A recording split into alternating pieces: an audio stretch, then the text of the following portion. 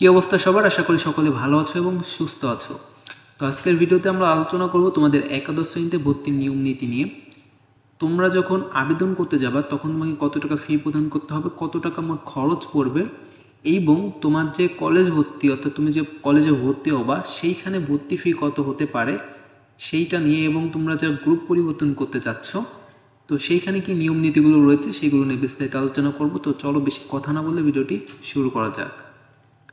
আচ্ছা, এটা দেখো তোমাদের একাদশ শ্রেণীতে ভর্তির নিয়ম নীতিমালা 2024, ঠিক আছে। তো এইখানে আমরা চলে যাচ্ছি ভর্তির যোগ্যতা এবং গ্রুপ নির্বাচনে।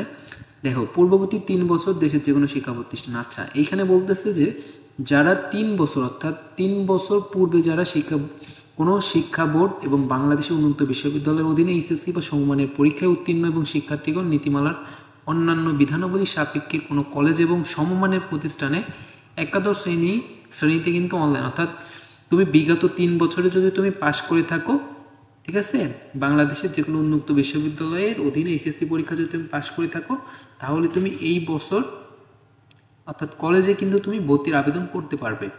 আশা করি বুঝতে পারছো। আচ্ছা, এরপরে চলে যাচ্ছে আমরা গ্রুপ নির্বাচন। অর্থাৎ দেখো, যারা বিজ্ঞান বিভাগে রয়েছে তারা কিন্তু 3টা বিভাগে কিন্তু তুমি যেতে পারবা। যেমন তুমি বিজ্ঞানও যেতে পারো, মানবিকেও যেতে পারো এবং ব্যবসা গ্রুপও কিন্তু তুমি যেতে পারো।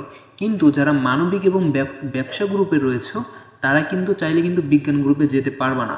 যারা মানবিক গ্রুপে রয়েছে তারা চাইলে শুধুমাত্র মানবিক এবং ব্যবসা গ্রুপে যেতে পারবা, এবং যারা ব্যবসা গ্রুপে রয়েছে তারাও কিন্তু মানবিক এবং ব্যবসা গ্রুপে কিন্তু যেতে পারবা, তারা কিন্তু বিজ্ঞান গ্রুপে যেতে পারবা না। ওকে, আশা করি বুঝতে পারছো গ্রুপ বিষয়ের নির্বাচনটা কীভাবে হয়। আচ্ছা, এরপরে চলে যাচ্ছি তোমাদের যে ফি নিয়ে আবেদন কিভাবে করতে হবে, তুমি কোথায় আবেদন করবে। আচ্ছা, এখানে আরেকটা গুরুত্বপূর্ণ বিষয় লক্ষ্য করো যে কলেজের সমমানের প্রতিষ্ঠানে ভর্তির ক্ষেত্রে সংশ্লিষ্ট কলেজ সমমানের প্রতিষ্ঠানের 93 আসন থাকবে যা মেধাবী ভিত্তিতে। অর্থাৎ এখানে বলতেছে যে 93% আসন হবে তোমার যে মেধা ভিত্তিতে নির্বাচন করা হবে, এবং বাকি যে 7% রয়েছে সেইগুলো তো বিভিন্ন কোটা, ঠিক আছে, বা অন্যান্য যে এইগুলো রয়েছে মুক্তিযোদ্ধা সন্তানদের জন্য, ঠিক আছে, সুযোগ সুবিধাগুলো, এবং প্রতিবন্ধী যারা রয়েছে শারীরিক প্রতিবন্ধী তাদের জন্য এই বাকি 7% থাকবে, কিন্তু 93% হবে তোমাদের মেধার ভিত্তিতে নির্বাচন করা হবে কলেজে ভর্তিতে। ওকে, আচ্ছা, এরপরে চলে যাচ্ছি। দেখো এখানে পরবর্তী বিষয়গুলো দেখো, তোমাদের যে অনলাইন আবেদন করবা সেইখানে কিন্তু তোমাকে প্রথম পর্যায়ে যে আবেদনটা রয়েছে সেইখানে কিন্তু তোমাকে 150 টাকা কিন্তু পরিশোধ করতে হবে, এবং তুমি সর্বনিম্ন 5টি কলেজে আবেদন করতে পারবা এবং সর্বোচ্চ 10টি কলেজে। যেহেতু তোমাদের কলেজ আবেদন কিন্তু 26 তারিখে শুরু হবে, এবং এই সম্পূর্ণ বিষয়ে তোমাদের যে কলেজের যে সঠিক আবেদনের যে বিষয়গুলো রয়েছে, কিভাবে তুমি কলেজে সঠিকভাবে আবেদন করবা, সকল টাকা বিকাশের মাধ্যমে পরিশোধ করতে হবে তোমাকে, ঠিক আছে। তো কীভাবে করবে প্র্যাকটিক্যাল একটা ভিডিও কিন্তু তৈরি করে দিব, পারফেক্ট ভিডিও। তো সেই ভিডিওটা পাওয়ার পর্যন্ত অপেক্ষা করতে হবে তোমাকে, এবং চ্যানেলটিকে সাবস্ক্রাইব করে রাখো পরবর্তী ভিডিওগুলো পাওয়ার জন্য। আচ্ছা, পরবর্তীতে দেখো তোমাকে যে তুমি যে কলেজে ভর্তি হবা সেইখানে তোমাকে কত টাকা নিতে পারে, ঠিক আছে, এই বিষয়টা তোমাকে দেখাচ্ছি। এখানে অনেক বিষয় রয়েছে, তুমি চাইলে ওয়েবসাইটে গিয়েও কিন্তু এটা ডাউনলোড করে কিন্তু পড়ে নিতে পারো। ওকে, এখানে আমি তোমাকে গুরুত্বপূর্ণ বিষয়গুলো দেখানোর চেষ্টা করতেছি। আচ্ছা, এইখানে দেখো, এমপিভুক্ত শিক্ষা প্রতিষ্ঠান ক্ষেত্রে নিম্নোক্তভাবে সেশন চার্জ বা ভর্তি ফি, অর্থাৎ যেই কলেজগুলো, অর্থাৎ তুমি যে কলেজে আবেদন করবা সর্বপ্রথম তোমার জানতে হবে সেই কলেজটা এমপিভুক্ত কিনা, ঠিক আছে। যদি তুমি এমপিভুক্ত হয়ে থাকে তোমার কলেজটা, তাহলে দেখো ঢাকা মেট্রোপলিটন যদি হয়ে থাকে তাহলে বাংলা ভার্সনের ক্ষেত্রে তোমার চার্জ করবে 5,000 টাকা, ইংরেজি ভার্সনের জন্য 5,000 টাকা, এবং যদি মেট্রোপলিটন ব্যতীত অর্থাৎ ঢাকা ব্যতীত হয় তাহলে কিন্তু বাংলা ভার্সনের জন্য 3,000 এবং ইংরেজি ভার্সনের জন্য 3,000, এবং জেলাভিত্তিক হলে বাংলা ভার্সনের জন্য 2,000, ইংরেজি ভার্সনের জন্য 2,000 টাকা, এবং উপজেলা বা মশকল গ্রামের অঞ্চলে হলে সেক্ষেত্রে তোমার বাংলা ভার্সনের জন্য 1,500 এবং ইংরেজি ভার্সনের জন্য 1,500 টাকা। ওকে, আশা করি বুঝতে পারছো। আগে তোমাকে খোঁজ নিতে হবে যে তোমার কলেজটা এমপিভুক্ত কিনা।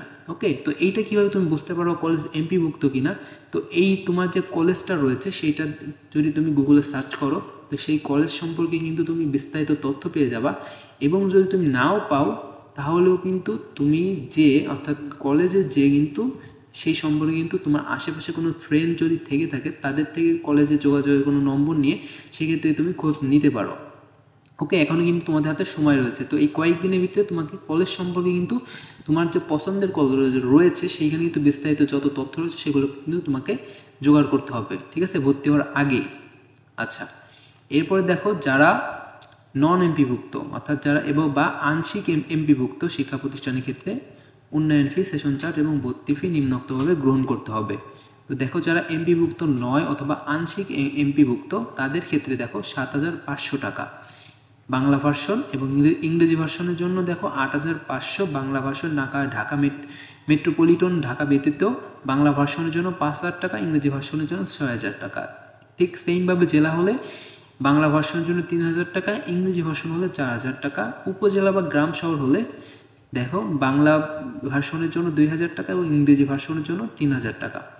ওকে, আশা করি বুঝতে পারছো। আচ্ছা, নিচে পরিবর্তে যাচ্ছি। দেখো শিক্ষা বোর্ড শিক্ষার্থীর নিকট হতে প্রাথমিক নিশ্চয়ন করার সময় দেখো তুমি যখন একটা কলেজের জন্য মনোনীত হয়েছো, অর্থাৎ তোমাকে একটা কলেজ চুজ করছে, ঠিক আছে, আবেদন যখন তুমি করছো একটা কলেজ তোমাকে সিলেক্ট করছে, তো সিলেক্ট করার সময় তোমাকে অবশ্যই সেটা নিশ্চয়ন করতে হবে।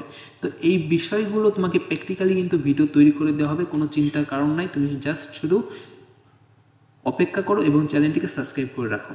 আচ্ছা, এরপরে দেখো এইখানে কিন্তু তোমাকে মোট কিন্তু 335 টাকা কিন্তু ফি দিয়ে তোমাকে কলেজের নিশ্চয়ন কিন্তু করতে হবে। তো ভিডিওটি এই পর্যন্তই। আশা করি ভিডিওটি খুব উপকারে আসছে এবং ভালো লেগেছে। যদি ভালো লেগে থাকে অবশ্যই ভিডিওতে লাইক করে দাও এবং চ্যানেলটিকে সাবস্ক্রাইব করে দাও পরবর্তী ভিডিওগুলো পাওয়ার জন্য। তো ভালো থাকো সবাই, আল্লাহ হাফেজ।